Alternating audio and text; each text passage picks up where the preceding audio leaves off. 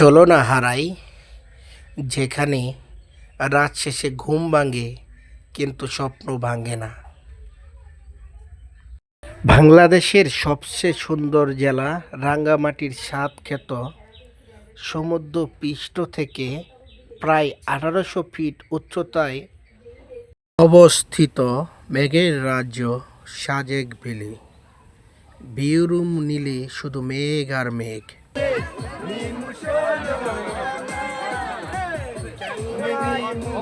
সেই তরিকা আছে আমার জানা, আজকে মনে ফুর্তি আইছে তোর কাছে পাইয়া। ওই কুতকুতি মাই Mike, come on. সেই ফিল সেরকম বাসের ভিতরে কোটির ভিতরে সেরকম চাটা অনেক সুস্বাদু।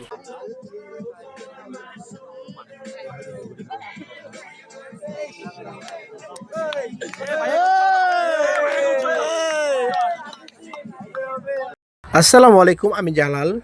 আজকে আমি নরসিংদী ট্রাভেল গ্রুপের সাথে নরসিংদী থেকে সাজেকের উদ্দেশ্যে বাসে করে রওনা দিব।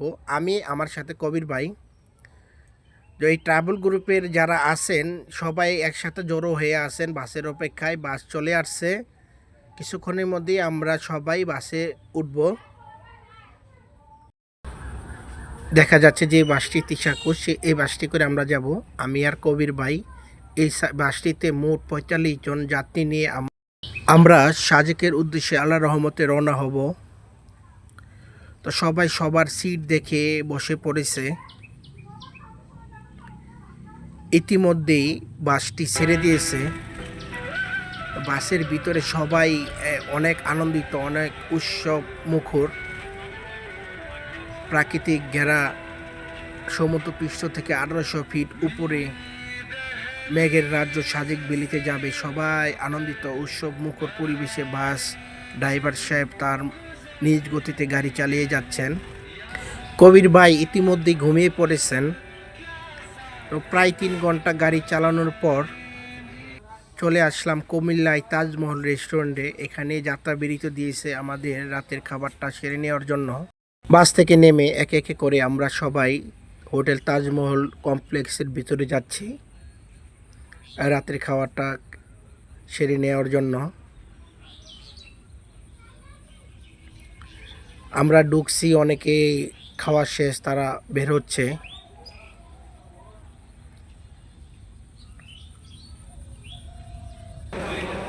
হোটেলটা অনেক সুন্দর, অনেক পরিপাটি সাজানো গোছানো। এখানে কুমিল্লার রসমালাই, মিষ্টি, দই, ডিম খিচুড়ি, বোনা খিচুড়ি, গরুর গোস্ত, কলিজা, মোটামুটি ভালো মানের সব কিছুই পাওয়া যায়। আমাদের খাবার শেষ, বিল দিয়ে চলে যাচ্ছি পুনরায় আবার আমাদের বাসে। ২০ মিনিট যাত্রাবিরতি দেওয়ার পর ড্রাইভার সাহেব তার নিজ গতিতে চালিয়ে যাচ্ছেন সাজেকের উদ্দেশ্যে। বাসের ভিতরে প্রায় সবাই, একজন বাদে সবাই ঘুমিয়ে আছেন।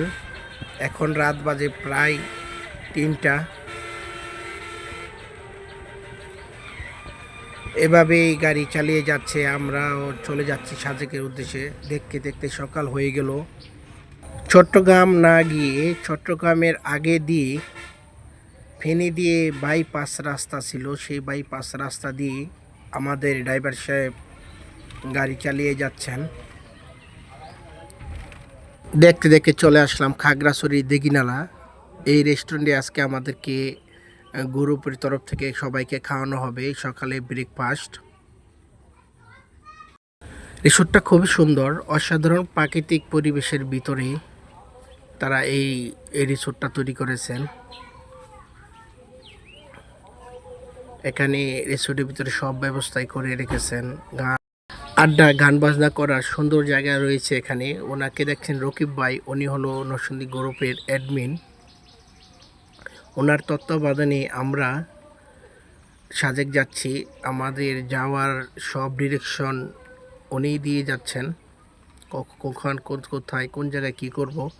এখানে আজকে আমরা সকালে ব্রেকফাস্ট করব। ব্রেকফাস্ট শেষ হলে এখান থেকে আমরা চাঁদের গাড়ি করে সাজেকের উদ্দেশ্যে রওনা হব। রেস্টুরেন্টটা খুবই সুন্দর, ডানে বামে সব দিকেই আপনার প্রাকৃতিক পরিবেশে ভরপূর্ণ রেস্টুরেন্ট। তো সবাই আমরা খাবারের জন্য ওয়েটিংয়ে আছি।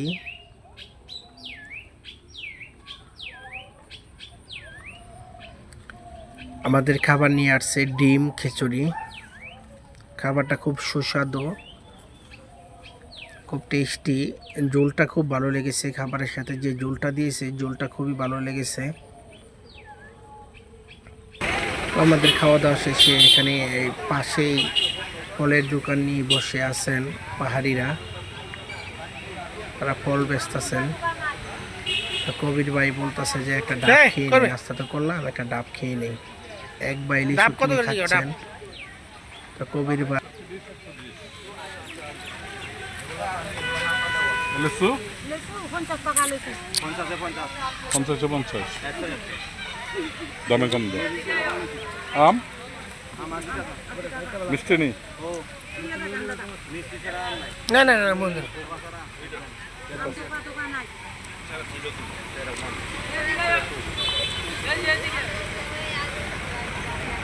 তো আমরা দুইজনে দুইটা ডাব নিলাম। ডাব দুই ভাই মিলে খাচ্ছি। ডাব খুব সুস্বাদু এবং দামে কম।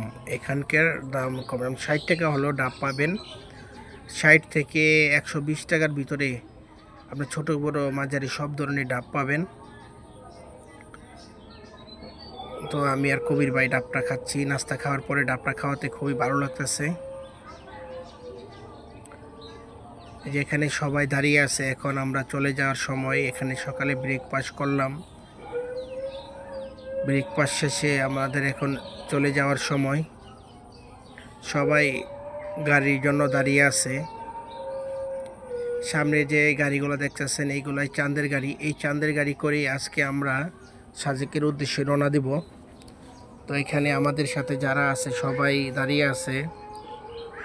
গ্রুপের অ্যাডমিন উনি বলে দিবে কে কোন গাড়িতে যাব। আমাদের 45 জন্য চারটা গাড়ি রিজার্ভ করা হয়েছে। চারটা গাড়ি, আমরা 45 জন লোক সাজেকের উদ্দেশ্যে রওনা দেব। যে গ্রুপের অ্যাডমিন রকিব ভাই, উনি সবাইকে ডিরেকশন দিয়ে দিচ্ছে কে কোন সিটে উঠবে, কে কোন গাড়িতে উঠবে।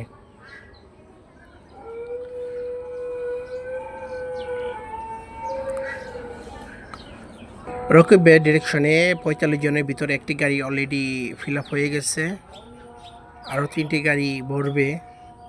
তো 3টির ভিতরে একটি গাড়িতে আমি উঠব। সবাই দাঁড়িয়ে আছে কাকে কোন গাড়ি দেবে সেই গাড়িতে। তো আমি আর কবির ভাই আমাদের কাঙ্ক্ষিত গাড়িতে উঠে গেলাম সামনের সিটে। তো সাজেকে গেলে সামনের সিটে বসার চেষ্টা করবেন, ওইখান থেকে আপনারা পুরো ভিউটা দেখতে পাবেন খুব সুন্দরভাবে। তো গাড়ি ছেড়ে দিয়েছে দিঘিনালা থেকে। এখন আমরা বাগাইহাট যাব। বাগাইহাট ওইখানে যাত্রাবিরতি দিব। ওইখান থেকে সেনাবাহিনী আমাদের ভোটার আইডি কার্ড চেক করে সকাল 10টা থেকে 11টার ভিতরে আমাদেরকে ছেড়ে দেবে সাজেকের উদ্দেশ্যে পারমিশন দিয়ে যাওয়ার জন্য। তো আমরা চলে আসছি বাগেরহাট। বাগেরহাটের যে পাহাড়ি ফলের যে বাজার, সেই বাজারে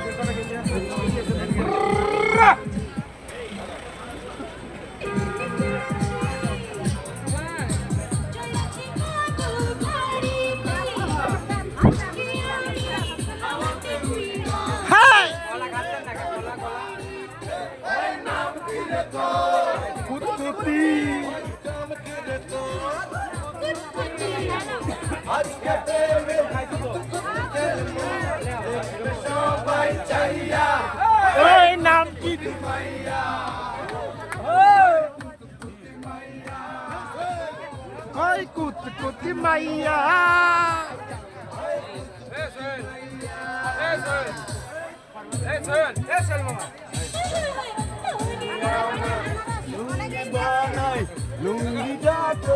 আগুন দাও, আগুন দাও।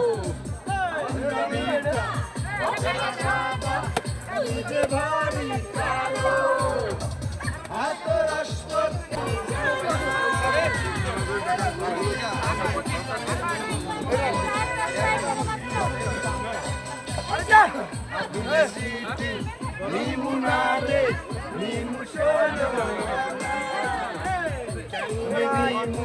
সেই তরিকা আছে আমার জানা আজকে মনে ফুর্তি আইছে তোর কাছে পাইয়া ওই কুতকুতি মাইয়া ওই কুতকুতি মাইয়া ওই কুতকুতি মাইয়া ওই কুতকুতি মাইয়া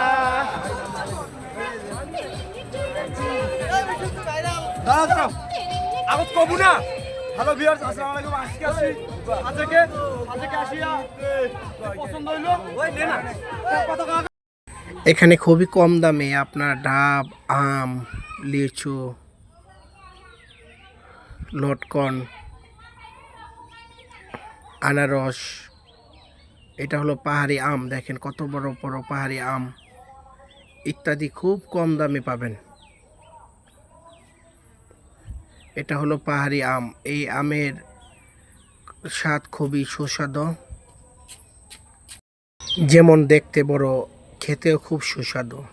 এই আমের কেজি 150 টাকা করে এখানে বিক্রি হয়। আমি আর কবির ভাই 3 কেজি করে নিয়ে নিয়েছি বাসায় নিয়ে যাওয়ার জন্য।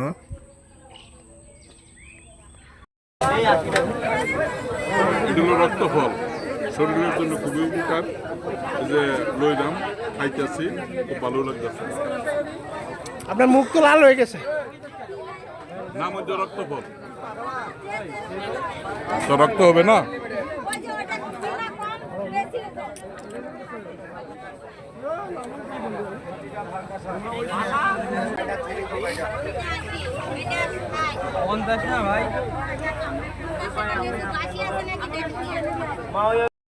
পাহাড়ি কলা, পাহাড়ি বেল, পাহাড়ি ডাব, পাহাড়ি পেঁপে, এখানে পাহাড়ি কলা 15 টাকা হালি। আপনার পাহাড়ি আম, আমরা যেটা আমাদের এখানে যে দেশি আমরা যেটা পাহাড়ে হয় ওই যে পাকা হলুদ দেখা যাচ্ছে, সেটা অনলি 15 টাকা কেজি। মূল হলে আরও কমে নেওয়া যাবে, কিন্তু আমরা মূলামূলি পাহাড়ি বেল, আনারস, পেঁপে, লিচু, পাহাড়ি রক্তফল ইত্যাদি খুবই কম দামে পাওয়া যায়। লিচু এখানে আপনার 100 টাকা সহ বেছে লিচু। এই পাহাড়ি পেঁপেগুলো খুবই সুস্বাদু, আমরা যে সচরাচর পেঁপে খেয়ে থাকি তার থেকেও সুস্বাদু পেঁপেগুলা। এখানে আপনি লিচুর 100 টাকা সহ লিচু নিতে পারবেন, মূলামূলি করলে আরও কমে নিতে পারবেন, যা এটা আমাদের অন্য জায়গায় কোনোভাবে সম্ভব না। তো কবির ভাই এই ফলটা দাম এটা 70, এটা 70।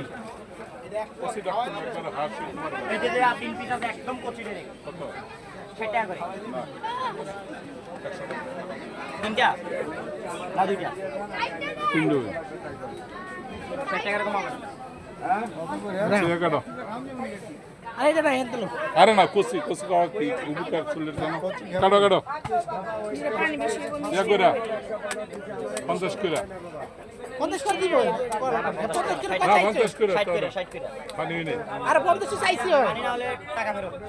কত 50 চাইছি পানি না হলে টাকা ফেরত। বন্ধুরা মিলে 100 টাকা সহ লিচু নিয়ে এনজয় করে খাচ্ছে। এই যে এনজয় বলে প্রকাশ করার মতো নয়। যে যার মতো করে সবাই সবার মতো করে পাহাড়ি ফল কিনে নিচ্ছে এবং কেউ কেউ দাঁড়িয়ে খেয়ে নিচ্ছে। অসাধারণ একটি জায়গা। আমাদের যে চাঁদের গাড়িটি, সেই চাঁদের গাড়িটি এখানে এসে সিরিয়াল দেওয়া হয়েছে। এখান থেকে 10টা থেকে 11টার ভিতরে সেনাবাহিনী আইডি কার্ড চেক করে আমাদেরকে ছেড়ে দিবে। ছেড়ে দিলে এখন সময় 10টা 30 মিনিট, সেনাবাহিনী এসে বলতেছে আপনাদের গাড়ি সিরিয়াল বাই বের করে নেন এবং আপনাদের আইডি কার্ড হাতে রাখেন। যার যার আইডি কার্ড হাতে রাখেন, আমরা সামনে দেখব। তো আমরা আমাদের গাড়িটা সিরিয়াল অনুযায়ী সব গাড়ি বের হচ্ছে মাঠ থেকে।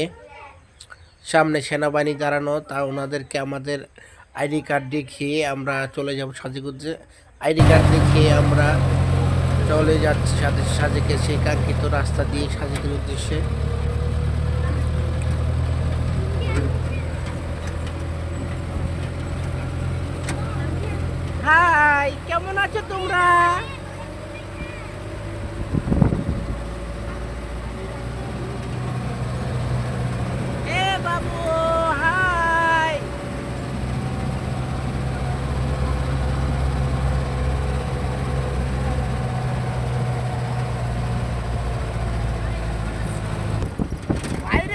এত সুন্দর জায়গা।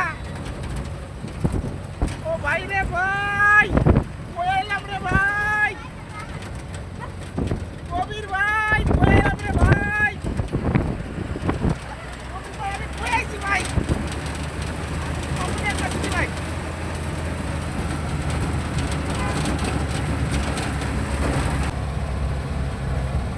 ও ও ভাই রে ভাই,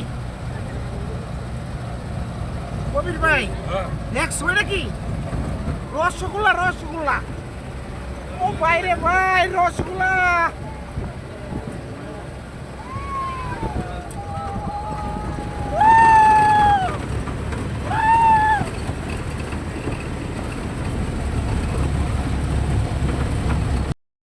অসাধারণ প্রাকৃতিক পরিবেশ, যা আমি আপনাদেরকে বলে বোঝাতে পারবো না। দুই সাইডে পাহাড়, মাঝখান দিয়ে আঁকা বাঁকা রাস্তা, যে একটা ফিল, এই ফিলটা কোটি টাকা দিয়েও কিনতে পারবো না। যে একটা ফিল, রাস্তার সাইড দিয়ে পাহাড়িদের বাজার, তারা বিভিন্ন প্রজাতির ফল ফলাদি, বিভিন্ন জিনিসপত্র ইত্যাদি নিয়ে বসে আছেন।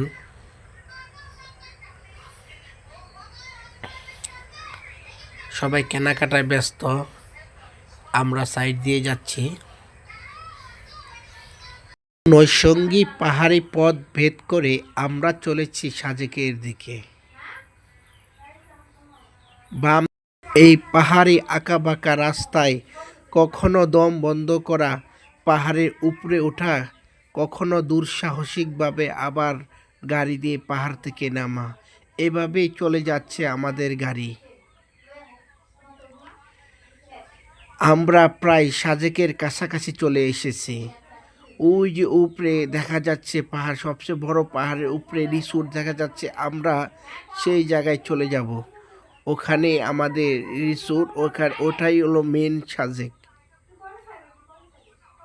আমরা যতই কাছাকাছি চলে আসছি, পাহাড়ের উচ্চতা এবং পাহাড়ের ঢাল বেশি দেখা যাচ্ছে। এই বুঝে গাড়ি থেমে গেল।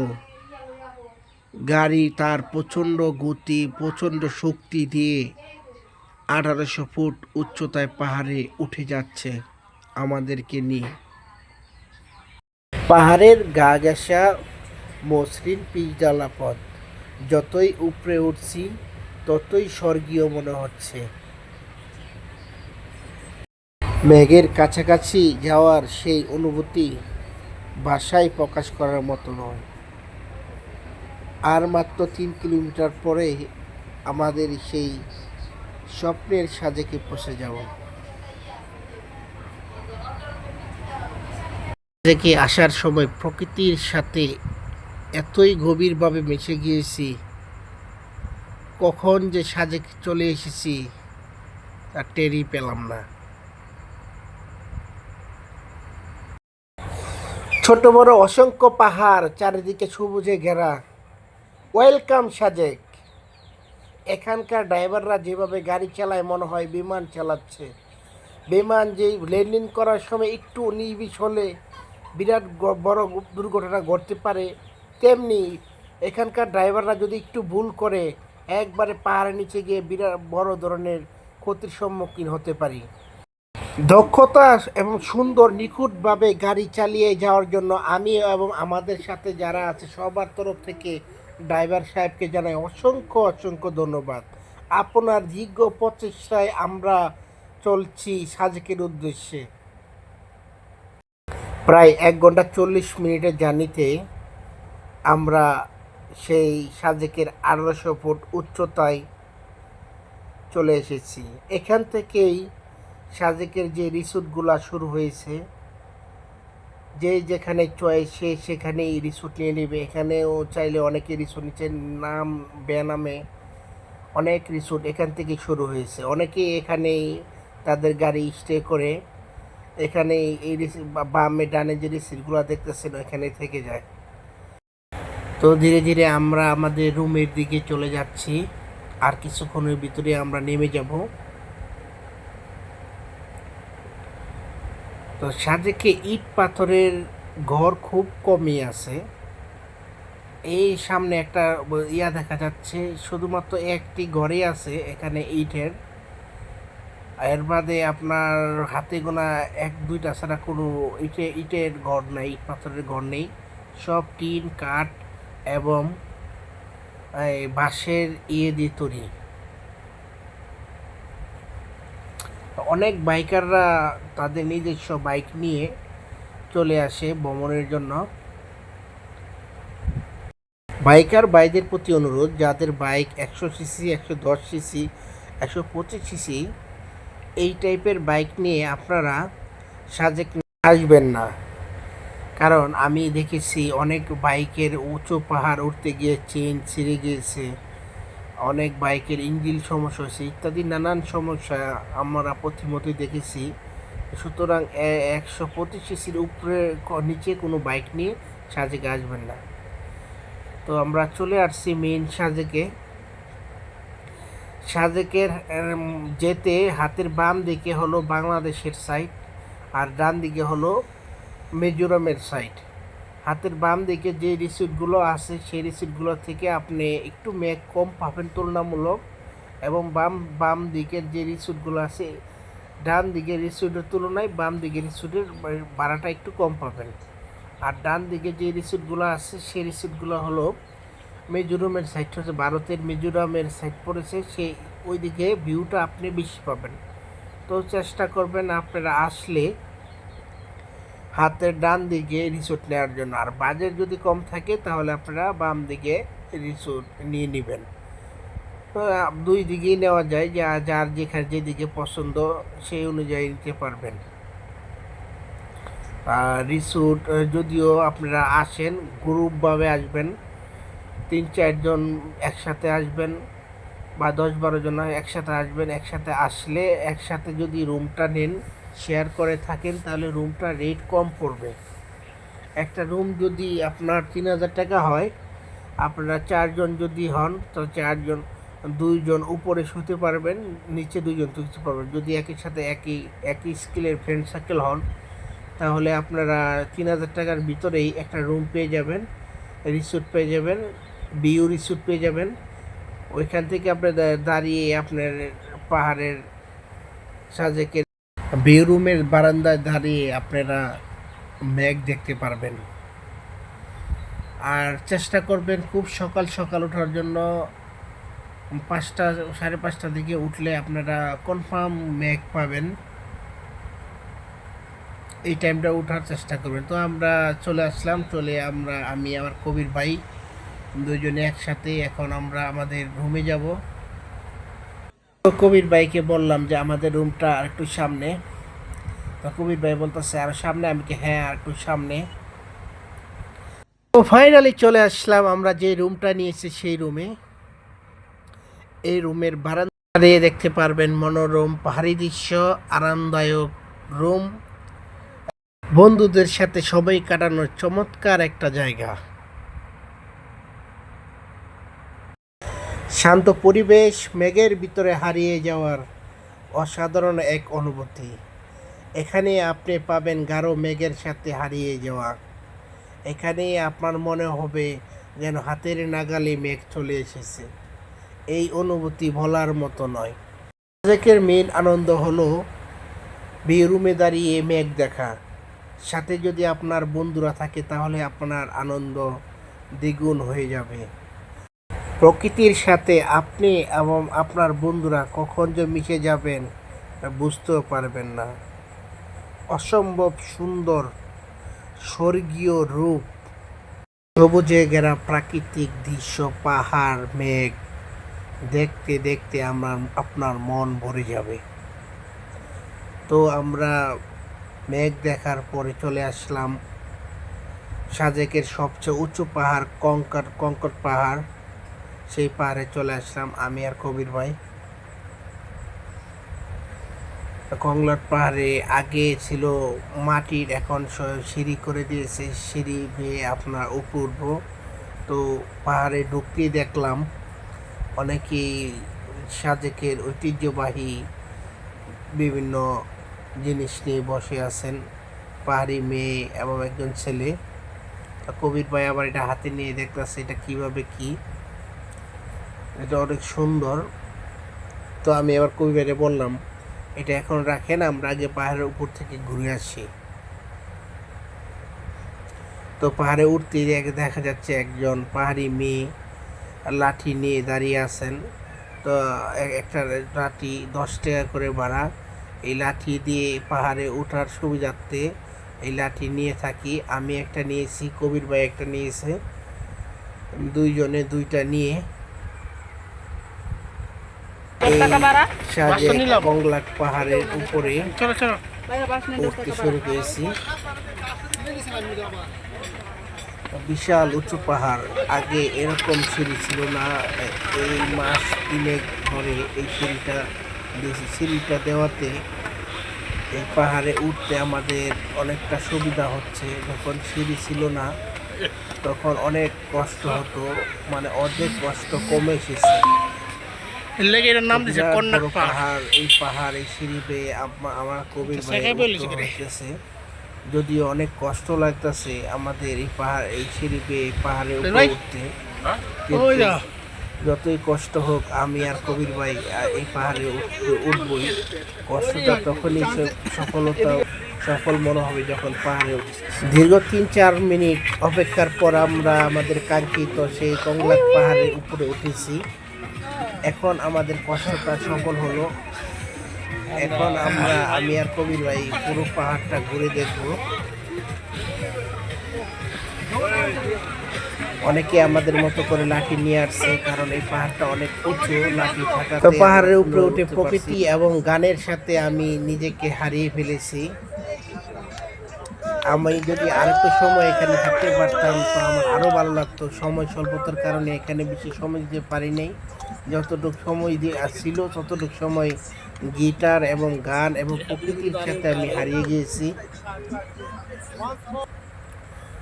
তো ওইখান থেকে বের হয়ে আমরা চলে আসলাম সাজেকের বাংলাদেশের সবচেয়ে উঁচু যে মসজিদটি অবস্থিত, সেই মসজিদটিতে চলে আসলাম। এটি হলো বাংলাদেশের সবচেয়ে উঁচু স্থানে তৈরি করা মসজিদ। মসজিদটি মাশাআল্লাহ অনেক সুন্দর, অনেক সুন্দরভাবে তৈরি করেছে মসজিদটি। এর এক পাশে দাঁড়িয়ে দেখা যায় ভারতের মিজোরামের পাহাড়, আরেক পাশে দাঁড়ালে দেখা যায় বাংলাদেশের যেই সাইডটি রয়েছে সেই সাইডের মেঘ দেখা যায়, আরেক সাইডে দেখা যায় মিজোরামের মেঘ, আরেক সাইডে দেখা যায় ভারতের ত্রিপুরা। 3 দিকে 3 সাইড নিয়ে এই মসজিদটি নির্মিত। মসজিদ দেখার পর আমরা চলে আসলাম লুসাই গ্রামে, সাজেকের অন্যতম একটি স্পট লুসাই গ্রাম। এখানে 20 টাকা করে জনপ্রতি টিকিট নিয়ে ঢুকতে হয়। তো আমি আর কবির ভাই 2টা টিকিট নিয়ে লুসাই গ্রামের ভিতরে ঢুকলাম। তো আমরা যখন ঢুকি তখন বৃষ্টি ছিল। তো কবির ভাইকে বলতেছে আস্তে আস্তে নামেন, পিছলে খেয়ে যেন না পড়ে যায়। সাজেকে সময়টা হলো অল্প। লোসাই একটি ক্ষুদ্র নৃগোষ্ঠী। লোসাই পাহাড়ের নামে এটির নাম করা হয়েছে। লোসাই জনগোষ্ঠীর সংখ্যা দিনে দিনে একেবারেই কমে যাচ্ছে। তাদের চলাফেরা, ঘরবাড়ি, দৈনন্দিন কাজে ব্যবহৃত জিনিসপত্র ইত্যাদি সুন্দরভাবে ফুটিয়ে তোলা হয়েছে এখানে। সংস্কৃতি এবং ঐতিহ্য তুলে ধরার জন্য এখানে ছোটোখাটো একটি লুসাই গ্রাম করে দেওয়া হয়েছে, যেখান থেকে লুসাই গ্রামের ঐতিহ্য সম্পর্কে মানুষ কিছুটা হলেও জানতে পারবে।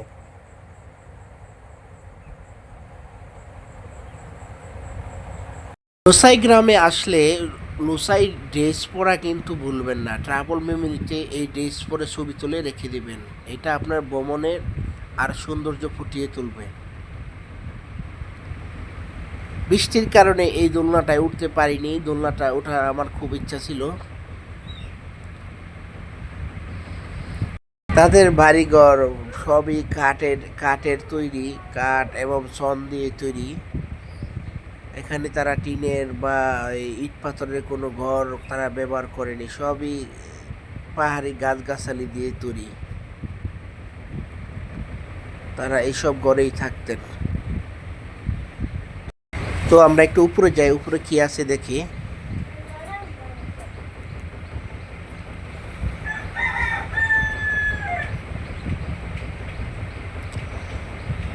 এখানে একটা লুসাইদের ব্যবহৃত দ্রব্যাদি, যে কোনো জিনিস এটা দিয়ে লুসাইরা গুঁড়া করত।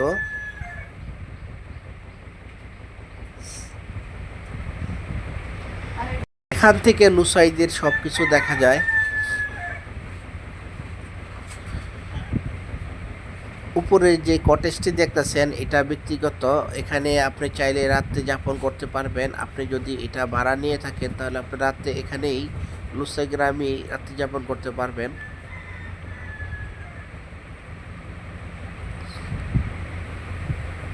এখান থেকে প্রায় সব কিছুই দেখা যাচ্ছে, লুসাই গ্রামের ঘর বাড়ি, তাদের বানানো নৌবাদি সবই এখান থেকে দেখা যাচ্ছে। আমি এখান থেকে ক্যামেরার মাধ্যমে বন্দি করে নিচ্ছি।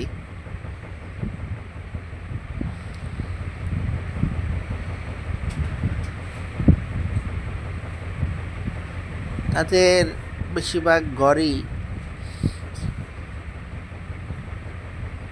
কাঠের তৈরি। তো লুসাইরা যেভাবে থাকতো, যেই ঘরে থাকতো সেই ঘরে এখন ঢুকবো আমরা। তো আমরা এই ঘরে ঢুকতেছি। লুসাইরা এরকম ঘরেই থাকতো, এই যে এখানে রান্না করতো। ওই নিচে দেখা যাচ্ছে লুসাইদের ব্যবহৃত চুলা, তাদের ব্যবহৃত থাকার খাট এবং বিভিন্ন দ্রব্যাদি রাখার জন্য রেক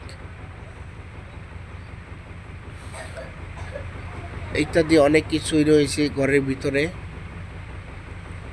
এই সাইডে আরেকটা থাকার জন্য খাট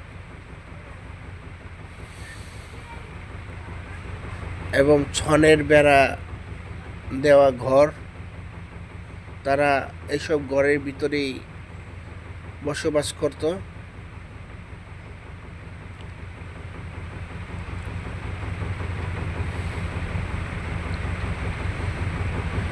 তো মোটামুটি তাদের যে ব্যবহৃত ঘরগুলা দেখে আমার খুবই ভালো লাগলো। এই যে এটা হলো চুলা, এই চুলা ব্যবহার করত। তারা খুব সাধারণভাবে জীবনযাপন করত। মানে হচ্ছে টুরিস্টদের লুসাইদের সংস্কৃতি ঐতিহ্য তুলে ধরার জন্য ছোট ছোট ডেমো দেওয়া, যাতে করে আমরা যারা ঘুরতে এসেছি আমরা যেন তাদের ঐতিহ্য এবং তারা কিভাবে এই চলাফেরা ঘর বাড়ি বসবাস করতো সেটা যেন আমরা এই ডেমোর মাধ্যমে বুঝতে পারি। সাজেকে বেড়াতে আসা পর্যটকদের জন্য লুসাই গ্রাম আকর্ষণের কেন্দ্রবিন্দুতে থাকে। কিছুক্ষণের জন্য হলো লুসাইদের ব্যবহৃত পোশাক পরে লুসাইদের মতো হয়ে যাওয়া যায়।